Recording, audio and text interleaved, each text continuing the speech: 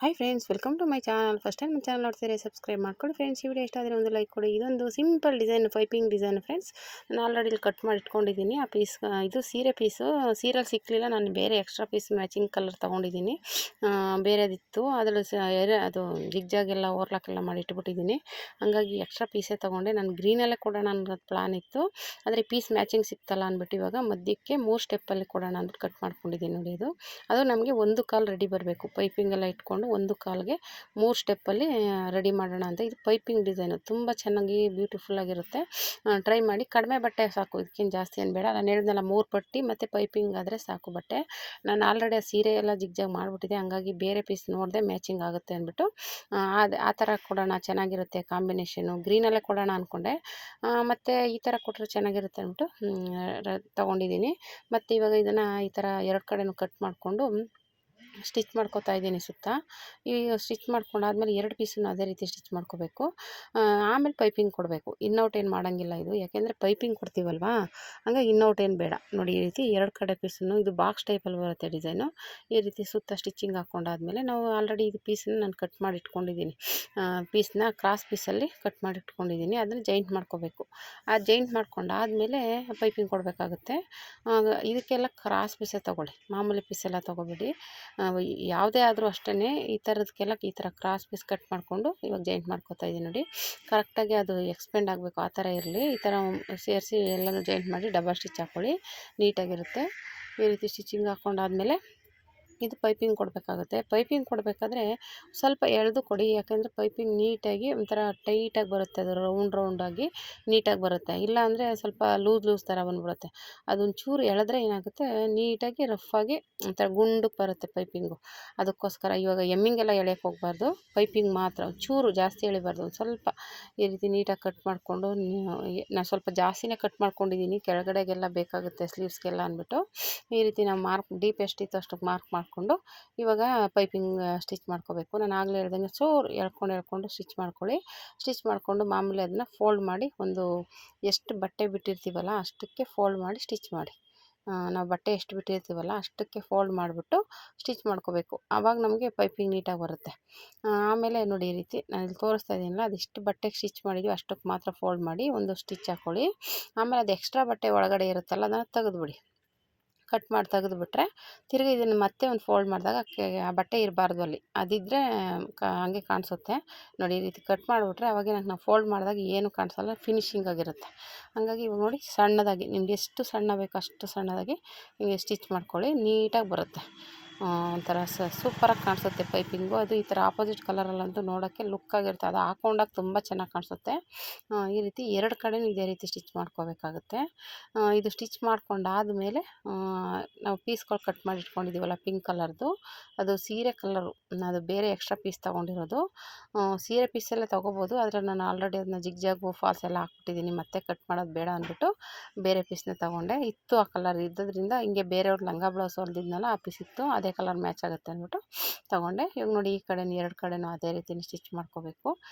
ಈಗ ಸ್ಟಿಚಿಂಗ್ ಮಾಡಾದಮೇಲೆ ಈ ಕಡೆನೂ ಹಾಗೆ ಸ್ಟಿಚ್ ಮಾಡಿಕೊಂಡು ರೆಡಿ ಮಾಡ್ಕೋಬೇಕು 2 ಕಡೆದೂ.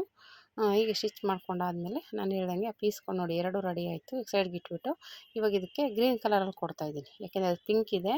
ಗ್ರೀನ್ ಕಲರಲ್ಲಿ ಪೀಸ್ ಕಟ್ ಮಾಡ್ಕೊತಾ ಇದ್ದೀನಿ. 2 ಇಂಚಿಗಾದರೂ ಕಟ್ ಮಾಡ್ಕೊಳ್ಳಿ, ಯಾಕೆಂದರೆ ಅದನ್ನು ಫೋಲ್ಡ್ ಮಾಡಿ ಸ್ಟಿಚ್ ಮಾಡಿ ಎಕ್ಸ್ಟ್ರಾ ಬಟ್ಟೆ ತೆಗಿಬೋದು. ಕಮ್ಮಿ ತೊಗೊಂಡ್ರೆ ಏನಾಗುತ್ತೆ, ಫೋಲ್ಡ್ ಮಾಡುವಾಗ ಏನಾದ್ರು ಸಾಕಾಗಿಲ್ಲ ಅಂದರೆ ಬಟ್ಟೆ ನೀಟಾಗಿ ಬರೋಲ್ಲ, ಗಂಟು ಥರ ಆಗಿಬಿಡುತ್ತೆ. ಹಾಗಾಗಿ ಈ ರೀತಿ ಜಾಯಿಂಟ್ ಮಾಡಿ ಡಬಲ್ ಸ್ಟಿಚ್ ಹಾಕ್ಕೊಳ್ಳಿ. ಇವಾಗ ಇದನ್ನು ಮಾಮೂಲಿ ಅದಕ್ಕೂ ಸ್ಟಿಚ್ ಮಾಡ್ಕೋಬೇಕು. ಪಟ್ಟಿಗಳು ಕಟ್ ಮಾಡ್ಕೊಂಡಿದ್ದಾರೆ, ಫಸ್ಟೇ ತೋರಿಸೋದ್ನಲ್ಲ ಪಿಂಕ್ ಕಲರ್ ಪಟ್ಟಿ, ಅದಕ್ಕೆ ಈ ರೀತಿ ಪೈಪಿಂಗ್ನ ಅಟ್ಯಾಚ್ ಮಾಡ್ಕೋಬೇಕು. ನಾನು 3 ಪೀಸ್ ತೊಗೊಂಡಿದ್ದೀನಿ, ಏನು ಡೀಪ್ ಇರುತ್ತೆ ಅದನ್ನ 3 ಭಾಗ ಮಾಡಿ 3 ಪೀಸ್ ರೆಡಿ ಮಾಡಿದ್ದೀನಿ. ಇವಾಗ ಇದಕ್ಕೆ ಮಾಮೂಲಿ ಮೇಲ್ಗಡೆ ಫುಲ್ಲು ಪೈಪಿಂಗ್ನ ಸ್ಟಿಚ್ ಮಾಡ್ಕೋಬೇಕು. ಮಾಮೂಲಿ ನಾನು ಇವಾಗ ತೋರಿಸೋದ್ನಲ್ಲ ಅದೇ ರೀತಿಯೇ ಸ್ಟಿಚ್ ಮಾಡಿ ಫೋಲ್ಡ್ ಮಾಡಿಬಿಟ್ಟು ಎಕ್ಸ್ಟ್ರಾ ಬಟ್ಟೆ ತೆಗೆದುಬಿಟ್ಟು ಪೈಪಿಂಗ್ನ ರೆಡಿ ಮಾಡ್ಕೋಬೇಕಾಗುತ್ತೆ. ಇದರಲ್ಲಿ ಇದೇ ಲುಕ್ ಕೊಡೋದು ಪೈಪಿಂಗ್ ಡಿಸೈನು ಅಂತಲೇ. ನೋಡಿ, ಈ ರೀತಿ ಫೋಲ್ಡ್ ಮಾಡ್ಕೊತಾ ಇದ್ದೀನಿ. ಇವಾಗ ಅದಕ್ಕೆ ನಾನು ಎಕ್ಸ್ಟ್ರಾ ಬಟ್ಟೆನ ತೆಗೆದುಬಿಟ್ಟು ಮತ್ತೆ ನೋಡಿ ಈ ರೀತಿ ತೆಗೆದುಬಿಡ್ಬೇಕು. ಆಮೇಲೆ ಪೈಪಿಂಗ್ ಕೊಟ್ಟಾಗ ಅದು ನೀಟಾಗಿ ಕೂತ್ಕೊಳ್ಳುತ್ತೆ. ಆವಾಗ ಇದು ರೆಡಿ ಆಯಿತು. 3 ಪೀಸನ್ನು ಇದೇ ರೀತಿ ರೆಡಿ ಮಾಡ್ಕೋಬೇಕು. ಈಗ ಇದು ರೆಡಿ ಮಾಡಿಕೊಂಡು ನಮಗೇನು ಎಷ್ಟು ಮೆಜರ್ಮೆಂಟಿಗೆ ತೊಗೊಂಡಿರ್ತೀವಲ್ಲ ಅದಕ್ಕೆ ಮಾರ್ಕ್ ಮಾಡ್ಕೋಬೇಕು. ನಾನಿದು 1 ಕಾಲಿಗೆ ಮೆಜರ್ಮೆಂಟ್ ತೊಗೊಂಡಿದ್ದೀನಿ. 1 ಕಾಲು ಬರಬೇಕು ಪೈಪಿಂಗಿಂದ. ಅಲ್ಲಿಂದ 1 ಕಾಲಿಗೆ ಮಾರ್ಕ್ ಮಾಡ್ಕೊಂಡ್ಬಿಟ್ಟು ಇಟ್ಕೋಬೇಕು. ಮಾರ್ಕ್ ಇಟ್ಕೊಂಡು ಇವಾಗ ಅಲ್ಲಿಗೆ ಅದ್ರ ಮೇಲೆ ಒಂದ್ರ ಮೇಲೆ ಒಂದಿಟ್ಟು ಸ್ಟಿಚ್ ಮಾಡೋದು. ಆ ಪೈಪಿಂಗ್ ಇರುತ್ತಲ್ಲ ಅಲ್ಲಿಂದ ಹಂಗೆ ಸ್ಟಿಚ್ ಮಾಡ್ಕೊಳ್ಳಿ. ಅದೇನಾಗುತ್ತೆ ಒಂಥರ ಡಿಸೈನ್ಸ್ ಸೂಪರಾಗಿ ಕಾಣಿಸುತ್ತೆ. ಇದರಲ್ಲಿ ಇನ್ನೂ ಬೇರೆ ಬೇರೆ ಡಿಸೈನ್ ಇದೆ, ನೆಕ್ಸ್ಟ್ ಟೈಮ್ ತೋರಿಸ್ತೀನಿ ನೋಡಿ. ಈ ರೀತಿ ಆಯಿತು. ಇವಾಗ ಮತ್ತೆ ಅದ್ರ ಮೇಲೆ ಇಟ್ಬಿಟ್ಟು ಸ್ಟಿಚ್ ಮಾಡ್ಕೊಳ್ಳಿ. ಕೆಳಗಡೆಗೆ ನಾನು ಪೈಪಿಂಗ್ ಕೊಟ್ಟಿಲ್ಲ, ಯಾಕೆಂದರೆ ನೀಟಾಗಿ ಫಿನಿಶಿಂಗ್ ಆದಮೇಲೆ ಸ್ಟಿಚ್ ಮಾಡ್ಕೊಳ್ಳೋಣ ಅಂದ್ಬಿಟ್ಟು ಕೊಡಲಿಲ್ಲ. ಅದು ನೀವು ಫಸ್ಟೇ ಕೊಟ್ಬಿಟ್ರೆ ಅಷ್ಟು ಫಿನಿಶಿಂಗ್ ಕಾಣಿಸಲ್ಲ. ಹಂಗಾಗಿ ನೋಡಿ ಈ ರೀತಿ ಆ ಕಡೆ ಈ ಕಡೆ ಇಟ್ಕೊಂಡು ನೀಟಾಗಿ ನಾವು ಎಷ್ಟು ಮಾರ್ಜಿನ್ ಬಿಟ್ಟಿರ್ತೀವಲ್ಲ, ಆಲ್ರೆಡಿ ಲೈನಿಂಗ್ ಕಟ್ ಮಾಡಿದ್ದೀವಲ್ಲ, ಅದು ಮಾರ್ಕ್ ಮಾಡ್ಕೊಬಿಡಿ. ಒಂದು ಅಳತೆ ಸಿಗುತ್ತೆ ನಿಮಗೆ. ಅವಾಗ ನೀಟಾಗಿ ಇಟ್ಕೊಂಡು ಇವಾಗ ಅದೇ ಅಳತೆಗೆ ಆ ಕಡೆ ಪೀಸ್ ಈ ಕಡೆ ಪೀಸ್ ಇಟ್ಟು ಸ್ಟಿಚ್ ಮಾಡ್ಕೊಳ್ಳೋದು. ಆಯಿತಾ?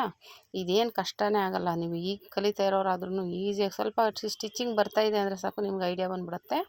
ಆರಾಮಾಗಿ ಸ್ಟಿಚ್ ಮಾಡ್ಕೊಬೋದು. ಒಂಚೂರು ಬಟ್ಟೆ ಇದ್ದರೆ ಸಾಕು, ಒಂದು ಸ್ವಲ್ಪ ಬಟ್ಟೆ ಕಟ್ ಮಾಡ್ಕೊಂಬಿಟ್ಟು ಒಂದು ಪೀಸ್ ಇಟ್ಕೊಳ್ಳಿ, ಇನ್ನು ಮಿಕ್ಕಿದ್ದು ಪೈಪಿಂಗ್ ಇಟ್ಕೊಳ್ಳಿ. ಆರಾಮಾಗಿ ಸ್ಟಿಚ್ ಮಾಡಿ ಮುಗಿಸ್ಬಿಡ್ಬೋದು. ಎಕ್ಸ್ಟ್ರಾ ಬಟ್ಟೆನೇ ಬೇಕಾಗಿಲ್ಲ ನೋಡಿ. ಈ ರೀತಿ ಆದಮೇಲೆ ಇದು ಎಕ್ಸ್ಟ್ರಾ ಬಟ್ಟೆ ತೊಗೋತಾ ಇದ್ದೀನಿ. ಕೆಳಗಡೆಗೆ ಇವಾಗ ಪ್ಯಾಚ್ ಮಾಡಿದ್ದೀವಲ್ಲ, ಅದಕ್ಕೆ ಲೈನಿಂಗ್ ಬಟ್ಟೆ, ಈ ಬಟ್ಟೆ ಇರಲಿಲ್ಲ, ಹಂಗಾಗಿ ಬೇರೆ ತೊಗೊಂಡು ಅಟ್ಯಾಚ್ ಮಾಡ್ಕೊತಾ ಇದ್ದೀನಿ. ಇವಾಗ ಸುತ್ತ ಸ್ಟಿಚ್ ಹಾಕ್ಕೊಂಡು ಇವಾಗ ಅದ್ರ ಮೇಲೆ ಇಟ್ಕೊಂಡು ಸ್ಟಿಚ್ ಮಾಡೋದು. ನಾವು ಹೊಲ್ದಿರೋದೆಲ್ಲ ಒಳಗಡೆ ಹೋಗುತ್ತೆ, ನೀಟಾಗಿ ಮೇಲ್ಗಡೆ ಏನೂ ಕಾಣಿಸಲ್ಲ, ಫಿನಿಶಿಂಗ್ ಆಗಿರುತ್ತೆ. ಓಕೆನಾ? ಇವಾಗ ಇದೇನು ಮಾರ್ಜಿನ್ ಇಟ್ಟಿದ್ದೀವಲ್ಲ ಅದು ಮಾರ್ಕ್ ಮಾಡಿಕೊಂಡು ಅದರ ಅಳತೆಗೆ ಮಾರ್ಕಲ್ಲಿ ಮಾರ್ಕ್ ಮಾಡ್ಕೋಬೇಕು, ಮಾರ್ಕಿಂಗ್ ಪೀಸಲ್ಲಿ. ಇವಾಗ ಅದನ್ನು ಇಟ್ಬಿಟ್ಟು ಸ್ಟಿಚ್ ಮಾಡಿದ್ರೆ ರೆಡಿ ಆಗುತ್ತೆ. ಓಕೆನಾ? ನೋಡಿ ಈ ರೀತಿ ಉಲ್ಟಾ ನೋಡಿದ್ರೆ ನೀಟಾಗಿ ಫಿನಿಶಿಂಗ್ ಆಗಿದೆ. ಲೈನಿಂಗ್ ಎಲ್ಲ ಕೊಟ್ಟು ಸ್ಟಿಚ್ ಮಾಡಿದ್ದೀವಲ್ಲ, ನಾವು ಪ್ಯಾಚ್ ಮಾಡಿರೋದು ಕಾಣಿಸೋದೇ ಇಲ್ಲ. ಇವಾಗ ಇದ್ರ ಮೇಲೆ ಹಾಕಿ ಸ್ಟಿಚ್ ಹಾಕ್ಕೊಳ್ಳಿ. ಸ್ಟಿಚ್ ಹಾಕ್ಕೊಂಡಾದ್ಮೇಲೆ ಕೆಳಗಡೆಗೆ ನಾನು ಬಟ್ಟೆ ಬಿಟ್ಟಿದ್ದೀನಿ, ಅದು ಎಮ್ಮಿಂಗ್ ಥರ ಫೋಲ್ಡ್ ಮಾಡೋಕ್ಕೆ. ಹಂಗಾಗಿ ಏನು ಮಾಡಬೇಕು ಅಂದರೆ ಫೋಲ್ಡ್ ಮಾಡ್ಕೊಂಡು ಸ್ಟಿಚ್ ಮಾಡಿಬಿಡೋಣ ಅಂದ್ಕೊಂಡೆ. ಯಾಕೋ ನನಗೆ ಅದು ಕೆಳಗಡೆ ಪೈಪಿಂಗ್ ಇದ್ದಿದ್ರೆ ಚೆನ್ನಾಗಿರ್ತಿತ್ತು ಅಂತಿತ್ತು. ಅದ್ರದ್ದು ಯಾವ್ದಾದ್ರು ಸ್ಟಿಚಿಂಗ್ ವೀಡಿಯೋ ಮಾಡೋಕ್ಕಾಗಲಿಲ್ಲ, ನಾನು ಸುಮ್ಮನೆ ಹಂಗೆ ಸ್ಟಿಚ್ ಮಾಡಿಬಿಟ್ಟಿದ್ದೀನಿ. ಹಂಗಾಗಿ ನೋಡಿ ಇವಾಗ ಈ ರೀತಿ ಕಟ್ ಮಾಡ್ಕೊಂಡು ನೀಟಾಗಿ ಫೋಲ್ಡ್ ಮಾಡಿ ಫಿನಿಶಿಂಗ್ ಆಯಿತು. ಇವಾಗ ಅದು ಜಾಯಿಂಟ್ ಮಾಡಿದ್ದೀವಲ್ಲ ಅದನ್ನು ಫೋಲ್ಡ್ ಮಾಡಿಬಿಟ್ಟು ಅಲ್ಲಿ ಎಮ್ಮಿಂಗ್ ಮಾಡ್ಕೊಬೋದು, ಇಲ್ಲ ಡಬಲ್ ಸ್ಟಿಚ್ ಹಾಕಿದ್ರೆ ನೀಟಾಗಿರುತ್ತೆ ಅಂದ್ಬಿಟ್ಟು ಅದನ್ನು ಫೋಲ್ಡ್ ಮಾಡ್ಕೊತಾ ಇದ್ದೀನಿ. ಹಾಗೆ ಬಿಟ್ಟರೆ ಒಂಥರ ಚೆನ್ನಾಗಿ ಕಾಣಿಸಲ್ಲ ಅಂದ್ಬಿಟ್ಟು ಈ ರೀತಿ ಎರಡು ಕಡೆನೂ ಹಾಗೆ ಸ್ಟಿಚ್ ಮಾಡಿಕೊಂಡು ಡಬಲ್ ಸ್ಟಿಚ್ ಹಾಕ್ಕೊಬಿಡಿ. ಅವಾಗೇನಾಗುತ್ತೆ, ಅದು ಏನು ಅಟ್ಯಾಚ್ ಮಾಡಿರ್ತೀವಲ್ಲ ಆ ಬಟ್ಟೆ ಮೇಲೆ ಎತ್ಕೊಳ್ಳೋದೇ ಇಲ್ಲ. ಅವಾಗ ಈ ಡಬಲ್ ಸ್ಟಿಚ್ ಹಾಕಿದ್ರೆ ಇನ್ನೂ ಸ್ಟಿಫಾಗಿ ನೀಟಾಗಿ ಕೂತ್ಕೊಳ್ಳುತ್ತೆ. ಓಕೆನಾ? ಈ ರೀತಿ ಎರಡು ಕಡೆನೂ ನಾನು ಡಬಲ್ ಸ್ಟಿಚ್ ಹಾಕೋತಾ ಇದ್ದೀನಿ. ಬರೀ ಅಷ್ಟಕ್ಕೆ ಹಾಕೋ ಬದಲು ಫುಲ್ಲು ಹಾಕ್ಬಿಟ್ಟೆ ಡಬಲ್ ಸ್ಟಿಚ್ನ, ಒಂಥರ ಸ್ಟಿಫಾಗಿ ಕೂತ್ಕೊಳ್ಳಿ ಅಂದ್ಬಿಟ್ಟು. ಈ ರೀತಿ ರೆಡಿ ಆಯಿತು ನೋಡಿ ಡಿಸೈನು. ಈ ರೀತಿ ಕೆಳಗಡೆಗೆ ನಾನು ಪೈಪಿಂಗ್ ಆಲ್ರೆಡಿ ಆಮೇಲೆ ಕೊಟ್ಟೆ ನೋಡಿ, ಕೊಟ್ಟಿರೋದು ಅದು ವೀಡಿಯೋ ಮಾಡಿಲ್ಲ. ಈಗ ಕೆಳಗಡೆಗೂ ಕೊಟ್ಟು ರೆಡಿ ಮಾಡಿದೆ. ಚೆನ್ನಾಗಿ ಬಂದಿದೆ ಪೈಪಿಂಗು. ಇರಲಿ ಅಂದ್ಬಿಟ್ಟು ಬೋರ್ಡ್ ಬರ್ತಾರೆ ಬೇಡ ಅಂತ ನೋಡಿ ಕೆಳಗಡೆನೂ ಕೊಟ್ಟು ಸ್ಟಿಚ್ ಮಾಡಿದ್ದೀನಿ. ಫುಲ್ಲು ಕೊಟ್ಬಿಟ್ಟು ಈ ರೀತಿ ಫೈನಲಾಗಿ ಈ ರೀತಿ ಬಂದಿದೆ ನೋಡಿ. ಸೂಪರಾಗಿ ಬಂದಿದೆಯಲ್ಲ ಫ್ರೆಂಡ್ಸ್? ಹೇಗಿದೆ ಅಂತ ಕಮೆಂಟ್ ಮಾಡಿ. Thank you for watching friends.